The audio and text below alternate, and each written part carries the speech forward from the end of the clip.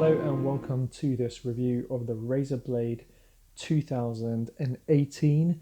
This is the latest model with the redesigned chassis, and this model has the GTX 1070 Max-Q graphics card. For those who don't know what that Max-Q means, it essentially means that it runs cooler and can work really well in laptops, but on the other hand, it runs about 8 to 10% slower than the full-size 1070 graphics card that you'd get in a desktop computer. Now, straight off the bat, I have to say, I have been working with this. This is the 2017 Razer Blade laptop. As you can see, the bezel-less design is far more attractive than this. I've got a skin on it because this thing, fingerprint magnet. As you can see, the old one is also a fingerprint magnet, just as bad, which is really unfortunate because I love the look of this thing and it's just such a shame. I have to give Razer credit off the bat for putting the camera at the top with such thin bezels. Most companies are going down with the bottom, which means that, you know, the camera is essentially looking up your nose, which is a bit of a pain. The design of this thing is absolutely gorgeous. The speaker grill is bigger than before when compared to the old one, and I mean, this thing is a beast. I absolutely love it. It's super thin. This here, you can actually turn the light off now, so you don't need to necessarily get a skin for it. You can even have the light pulsating if you want. So Razer have actually done a really good job in a lot of areas which I had a problem with the old Razer Blade. The keys are something that I took a little bit getting used to, just because of the fact that on the old Razer Blade, as you can see on the older Razer Blade, the control key, the function key, these keys were bigger, and I actually preferred that. The travel distance feels a little bit less shallow than last time. They have shrunk these control key and function keys in order to be able to make the speakers a little bit bigger, but I actually preferred having them a little bit bigger. They were much easier to reach with your fingers without looking. I find that I missed them a few times. But, you know, that's neither here or there. I'm sure that's something you can get used to very quickly. Now, the power button, which is just up here, is something that initially, when you look at it, you think that it had biometrics, but it doesn't, which is a bit of a shame with this day and age and considering the price tag of this laptop. The trackpad is something I love. I thought I'd miss, you know, the lack of having the actual physical buttons, but this actually does click down, very similar to a MacBook trackpad, but I love it. Aesthetically, I would have preferred the spacebar to be right in the middle of the trackpad, to go, you know, essentially here, but that's okay. I still absolutely love this trackpad. It's got Windows Precision drivers, and it's great. It's definitely an improvement on the last trackpad. When I took this thing out of the box, the first thing I wanted to do is see if some of the problems I had with the old one, and you can look at our old review and see, such as this being really flimsy, this bottom side, and unfortunately it is still a little bit flimsy. But these here are absolutely huge compared to the last one, which is good because it creates a little bit of space when you set it down on a table, which allows it to breathe a lot better, get that air circulation a lot better. But it does kind of, talking about that, it does have one issue that I don't quite understand, and that's that the fans kick in for no apparent reason. I've literally just booted this computer up. It's been sitting idle with nothing running for about 10 minutes. And 3-4 times the fans have kicked in, they've revved up a considerable amount, not all the way, and then back down again. And I can hear them just starting up again now. And I don't understand why. This is something my old Razer Blade with the 1060 graphics card never ever did. So I don't quite understand why this does that. Now, all the problems that I'm going to discuss are problems that I've had with both of these machines, and we've had two, and I'll explain why in a minute. So just before we do, these are the ports that you can see right here. It's pretty much the same as what you had on the old Razer Blade. It's a real shame that it doesn't include an SD card reader. I would have loved that. But the one thing that it does now include is the mini Displayport, which is a welcome addition.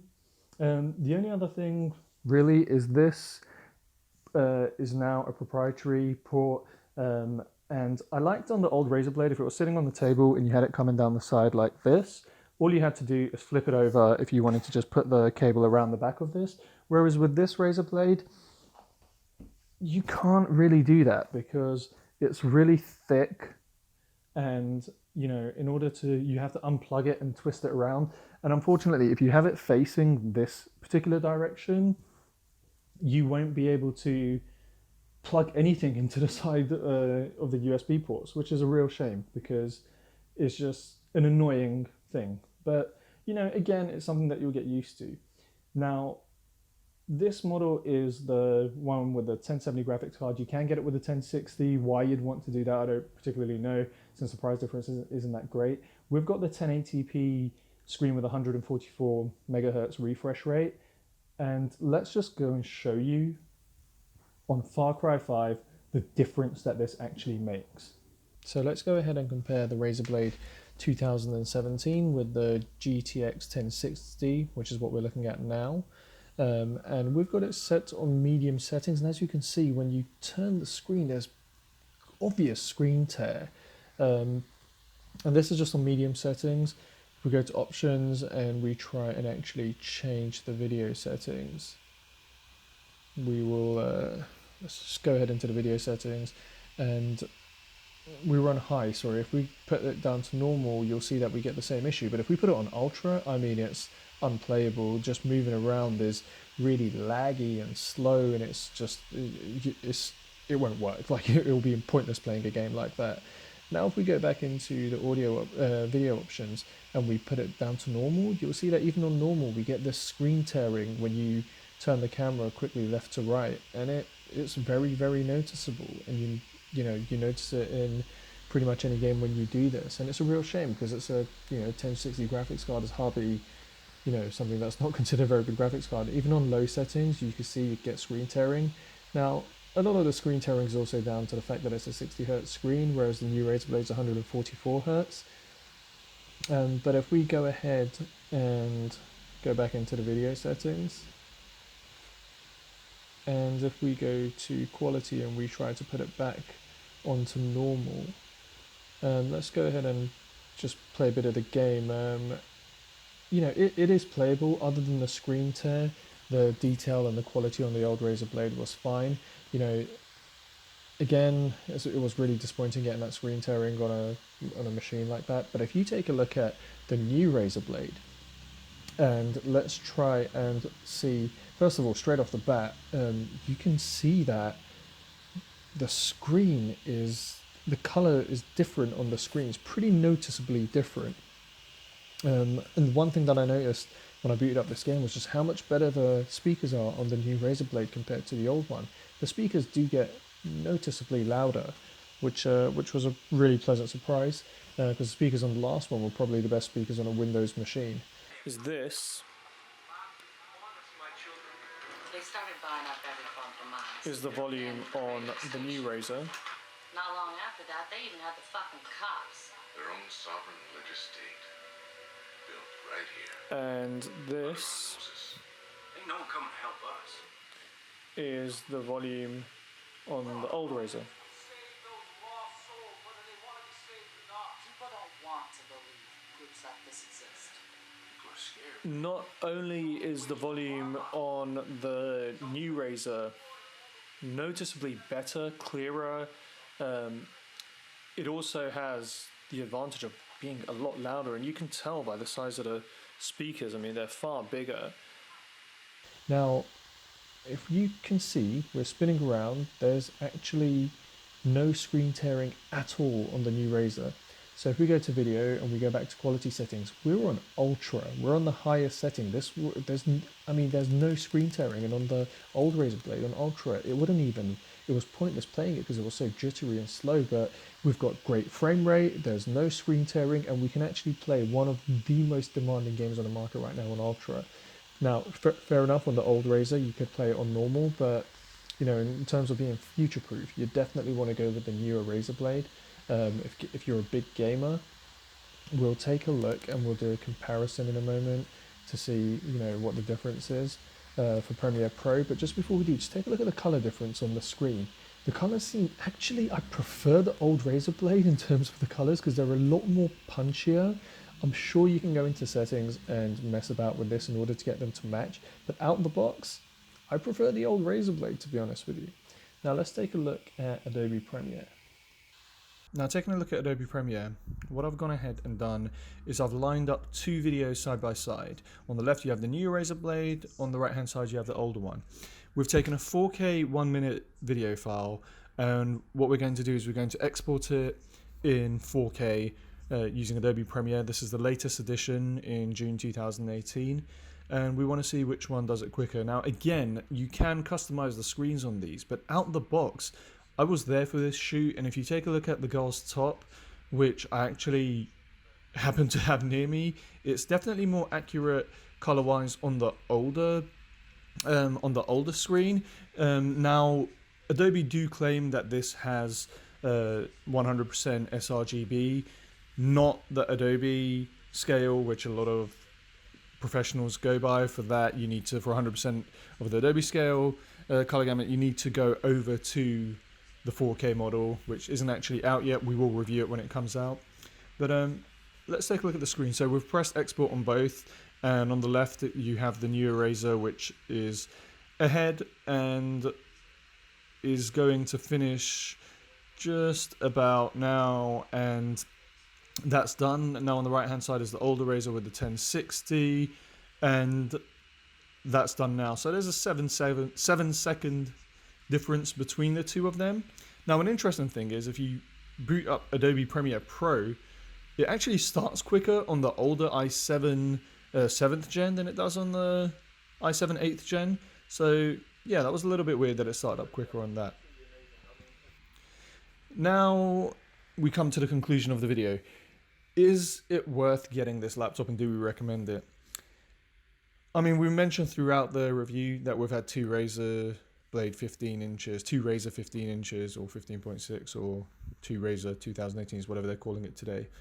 And if you take a look at this screen now, we've had two of these, and they've both had this horrendous light bleed around the corners, which is just so bad. I mean, it's the worst I've seen on any laptop.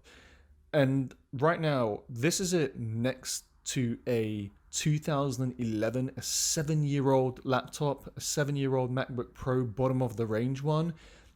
We've also compared it to a roughly 8-year-old Dell laptop that we have, and that has better light bleed than this 2018 £2,500 Razer laptop, you know. And that's a real shame, because the issue we had with the old Razer was, from the 4 laptops we had problems with every one of them. If you go to Linus's Tech Tips channel, you'll see that they bought 12 of the Razer Blades in 2016 or 2017, and they had problem with half of theirs. And now with this latest one, we've had problem with both of them that we've had. I mean, if the screen didn't have this really bad light bleed that interferes when you're, you know, watching a film with borders at the top and bottom, it interferes if you're trying to edit in full screen with Adobe Premiere or Photoshop, because it messes up the color on the screen. You know, you're not going to get an accurate color reproduction because all your blacks in the corners look gray or white or look washed out. So if you need it for those professional uses, absolutely not. You just simply cannot recommend it right now until they fix these screen issues. And that brings us to our next big problem. And that's that our experiences with Razer over the last couple of years have been catastrophic, is I think a good word to use, because we have had the worst experience with any retailer anywhere in the world when we're dealing with Razer. Now, to Razer's credit, when we approached them with the issues we've had with these two laptops, they agreed straight away to change the laptops over and hope that we get a better model. However, there's been two issues there. First of all, is they promised to send us a returns label, so we wouldn't have to pay for the shipping all the way back to Hong Kong, because that's where they come from. Unfortunately, they haven't sent us a returns label for either of the laptops yet, despite several requests, and every time telling us, yeah, sure, we'll do it right away. They never seem to do it. And the second issue that we've had is Razer can't tell us when we'll get a replacement. They said it could be a few weeks. And this is what the problem was with the last Razer. When our charger broke, it took a month to replace it. Even though they were available for next day delivery on the website, it took them a month to give us a new one. When the keyboard broke on one of the other Razers, it took 62 emails, each one waiting a day for a reply before they agreed to do something about it, before they stopped repeating for us to reinstall Windows over and over and over again like it was suddenly going to fix the problem. So, we're in the same situation we were before. We have a Razer laptop that has an issue, and our only solution is to go through Razer, and again, their customer services has just let us down. I can't say this clearly enough. If this didn't have the screen problems, this would be hands down the best laptop on the market. And I never thought I'd say this, but I would even buy this over a 2018, or well, they haven't updated this year, 2017 MacBook Pro, because having all the ports back is so much better than carrying around a dongle. Having a screen with a high refresh rate is fantastic. The keyboard, I prefer it on this than the new MacBooks. Having the HDMI output is brilliant. Having a graphics card that can handle chew-up games in ultra settings and spit them out is fantastic. This is the best laptop on the market, let down by a huge fault, and that's the screen. A laptop which has an unreliable screen or which has a inaccurate screen at this price point, at $2,500, is not something that we can recommend. If you manage to get a good one, great. You've just received the best laptop on the market, that I believe is the best laptop on the market. If you don't get one, be prepared for a lot of headaches. If you get any problems, I mean, the battery on this, a lot of people are worrying about it swelling because of, the heat that you get from it, and the fact that the ribbon for the monitor goes right over the battery. A lot of people are worried about that, and that's what worries me. If anything happens to this laptop in the next year, I'm going to have a month or 2 months without a laptop, because that's how long Razer will take to do anything about your problem. Their customer service is horrendous. The only other little nag that I could have about this thing is the condition of it after just minutes after cleaning it. And when people walk into the room, I've had people comment about, why don't I clean my laptop? And I'm sitting there thinking, I actually cleaned it 5 minutes ago. I wiped this thing down. It's literally just fingerprints. It's a fingerprint magnet. It would be amazing if Razer could figure out a way for this not to look so grummy and dirty when it's such a beautiful looking machine. So based on the screen issues we've had, we can't recommend this laptop. If you get one without the screen issues, great, you've got the best thing. If you don't get one with that, if you get one with the issues that we've had, be prepared for, weeks, if not months, without a laptop, and going forward and back with Razer, and, having to re-explain everything to the next customer service advisor, because the one before that who promised to do XYZ never did anything about it. It's such a shame. It's such a shame.